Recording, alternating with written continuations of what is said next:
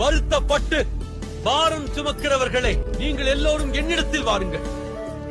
நான் உங்களுக்கு இளைப்பாறுதல் தருவேன். சாந்தமும் மனத்தாழ்மையுமாய் இருக்கிறேன். என் நுகத்தை உங்கள் மேல் ஏற்றுக்கொண்டு என்னிடத்தில் கற்றுக்கொள்ளுங்கள். பொழுது உங்கள் ஆத்துமாக்களுக்கு நிச்சயம் இளைப்பாறுதல் கிடைக்கும். எத்தனை மனிதர்கள் பார்த்தேனையா, ஒருவரும் உம்மை போல இல்லையா. நீரின்றி வாழ்க்கையில் உணர்ந்தேனையா, உந்தனின்